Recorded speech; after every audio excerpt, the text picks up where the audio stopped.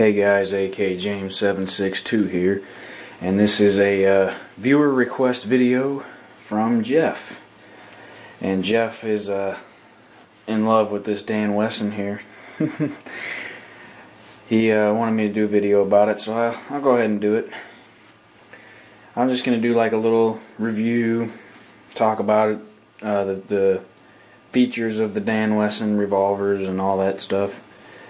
Dan Wesson, I believe, makes 357s and 44 Magnums, and one of the nice features about Dan Wesson revolvers, let me go ahead and safety check it for you guys. Empty. One of the nice features of the Dan Wesson revolvers are the interchangeable barrels. This is a 6-inch barrel. They offer a 2, a 4, a 6, an 8, a 10, and I believe a 12. But I'm not 100% on that, so don't quote me. This barrel, it has 2 ports at the top, which helps reduce recoil, and the weight as well. Fully loaded, this thing is like 7.5 pounds. It has to be. Damn thing's heavy as shit, but I love it. Now these 2 little notches right here in the barrel nut, a little tool fits in there. Loosen up the barrel nut and pull it out, and you can slide this. This whole thing is a shroud. You just slide it right off, and you can unscrew the barrel out of the frame right here. And you put in your smaller barrel, your medium-sized barrel, your 6-inch. They got the 8-inch and the 10-inch. I was looking at getting the 8-inch, but the 8-inch barrel with the shroud and the wrench and then the spacer to check your head spacing and stuff, all that all together was like $400. And I don't want to pay that much just for a barrel. So this is a great gun. I did some research on it, and it was manufactured sometime, I believe, in the early to mid 80s. It's excellent condition. It was in great condition when I got it. The only thing it had was that little wear mark on the cylinder. And the great thing about this being brushed stainless is you can take 2000 grit sandpaper, like automotive type sandpaper, and just go with the grain of the metal, sand those marks right out. Looks like they were never there. It's great. As you can see right here, Dan Wesson Arms, Monson, Massachusetts. Says it right here, 44 Magnum on the barrel. Got nice sights, adjustable rear sight, blade front sight. It was kind of off, cocked off to the side a little bit, so I centered it when I got it. And the Dan Wesson, they have the cylinder lock up here instead of back here. This gives it more strength. To my knowledge, it's supposed to give it a stronger lock instead of back here for the heavy 44 Magnum loads that go through it. It's got good spring tension on the ejector. It's got a nice big long hammer knurled on there, checkered, whatever you want to call it. It's got a great single action trigger pull, light as hell. It's great, I love it. Not too bad double action either. I love it. Came with the Hogue. I believe these are overmolded. Hogue overmolded monogrip. Fills your hand nicely. They also sell wood grips for these. It's just one screw down here. There's the frame protrudes down into one single point about right here, and the screw goes in. It's a great revolver.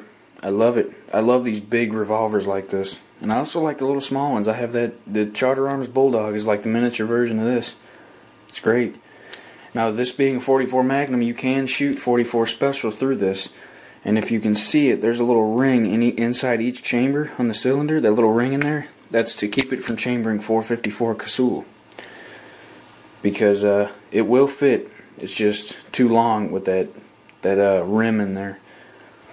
The porting on the barrel shroud, I believe, was done by the previous owner. I'm not sure if this was factory or if that was done by the previous owner, but it looks as if it was done by by a person, because there's kind of up here at the top up there, it's got a little bit of imperfections if you can see it.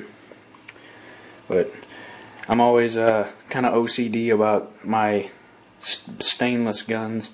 I always like to keep a white rag in there and wipe the fingerprints off of them and everything. That way they keep their shine. But yeah, I shot this. Fuck, I don't know how many rounds I put through this thing. No, it doesn't recoil like a 44 Magnum would because of the heavy weight and the porting. But I mean, it's got some, you know, it's got some kick. It's a 44 Magnum. It's very controllable. You can rattle 6 rounds off and keep them on target. I mean, it's not gonna jump all over the place.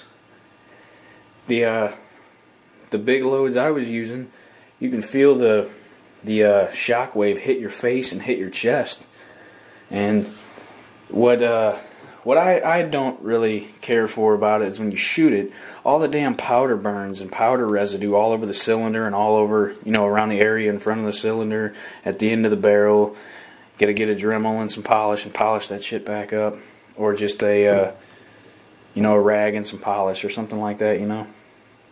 I got a couple of these HKS speed loaders from Midway, USA. I believe they were like $4 or $5, $6, something like that. And the ammunition that I have in them right now, Winchester.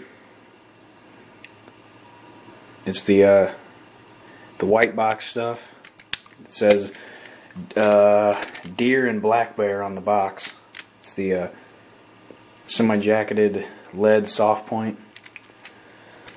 Keep those in. I got a few of those speed loaders, so I keep those in the case.